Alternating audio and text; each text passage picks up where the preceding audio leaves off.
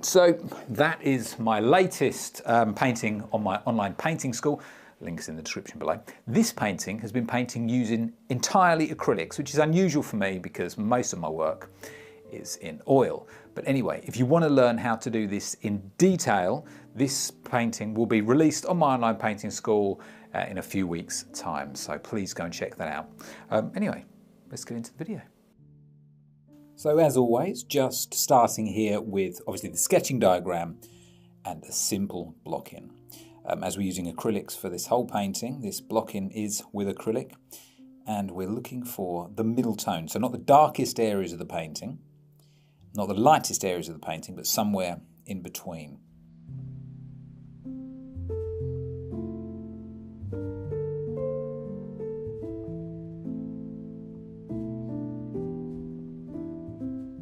Okay, so there we have the block-in. As always, once that block-in is completely dry, and it has to be completely dry, I start adding the darker sections. Now, as you can see here, the block-in itself, those middle tones, are still showing through. We're not covering over it entirely. I'm adding texture, using the Tree and Texture brush, a brilliant brush for doing this sort of thing, and actually, it's pretty good for all sorts of texture, from foliage to texture on rocks, texture on stone, things like that.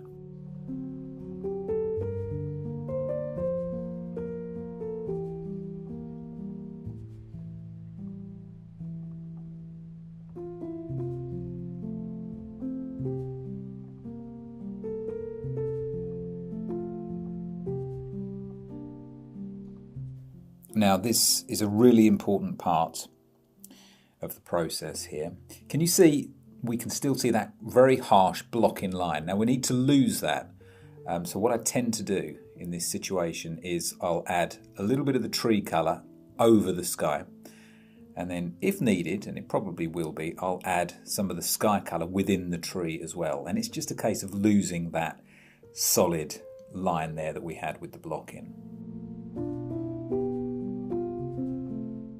So now you can see me moving over here to adding the highlights. So this is in a way, it's the third stage of painting realistic foliage. So we have the middle tones, which you saw me block in. Then you've seen me add the darks. This is me now adding the highlights. This brush also is very good for painting those highlights, and in particular painting tree highlights there. This is series 12. I believe this was the size 1. But I just use the very corner of the brush to apply the paint, and it gives us almost like an upside down V, just using the very corner, putting hardly any pressure on at all. I'm looking for these brush marks, these stippled brush marks, to be as small as possible.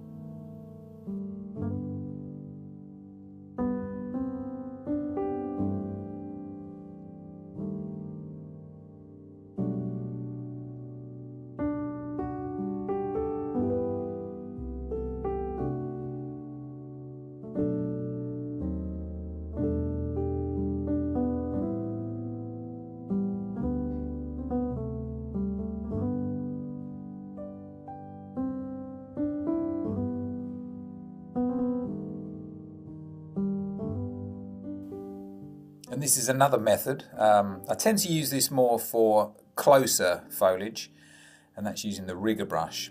Still looking for an upside down triangle, but it just allows us to be a bit more specific with where we're placing the colours. And that brush, as you can see here, is also used for doing the branches. This is one of the superfine rigger brushes that's available in store.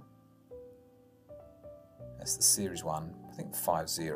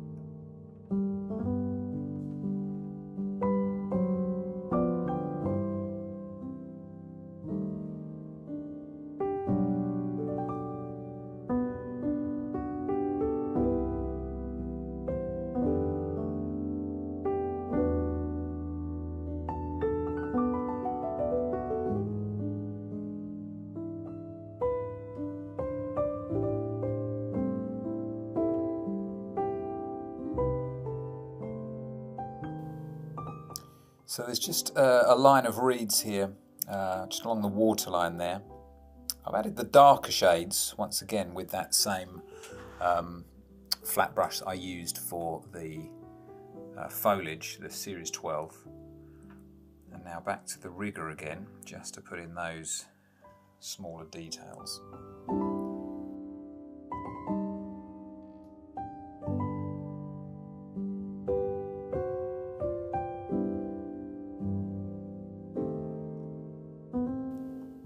So when we have more dense areas of darker colour, I use something like a filbert brush, or any brush, any soft brush would work actually.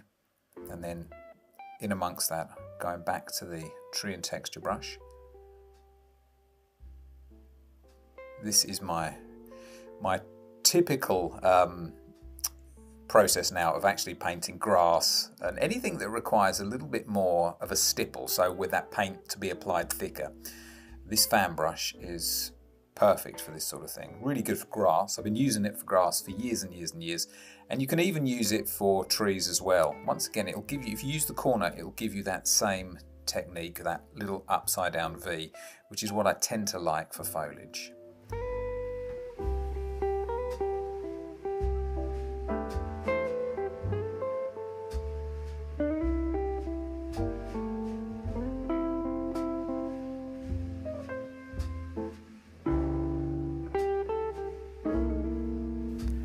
So I'm going to do, using the larger brush, this is the Series 7 size 16, I'm going to get some vertical brush strokes over the top there. Now, I'm quite happy in a way that you can, if you can see some of the blocking underneath, because often when you get a river like this, you can see some of the riverbed underneath.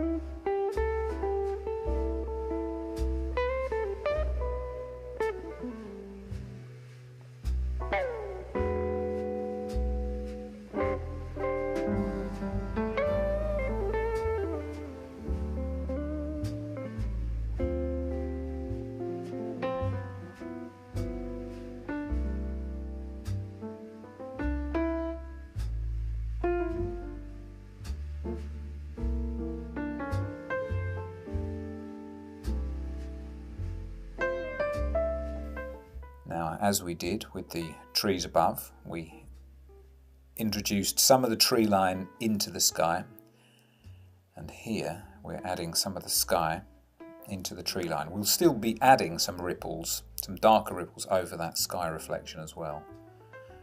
And here we are doing that now with the rigger brush, the Series 1.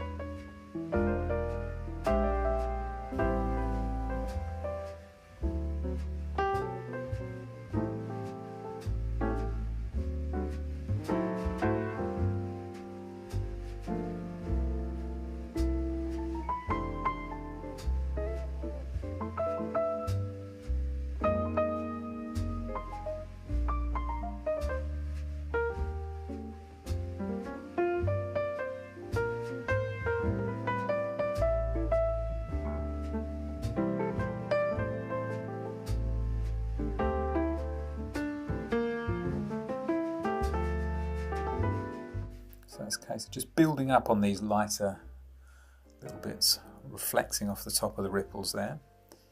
Obviously there's a fair amount of movement in this water, so we need to make sure that we get that to look correct.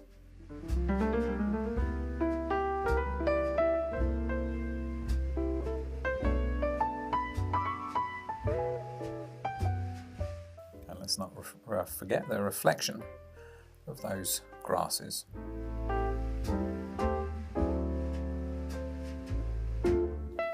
Well, ladies and gentlemen, I hope you enjoyed that video.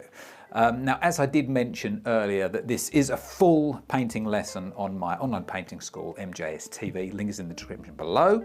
I think there's probably best part of 1,000 hours of tuition in my online painting school. So if you want to learn to paint like that, if you want to learn to paint really detailed paintings, including portraits, still lifes, landscapes, you name it, it's all there, head over to the school now. Anyway, please give this video a thumbs up if you've enjoyed it, subscribe so you don't miss any further content.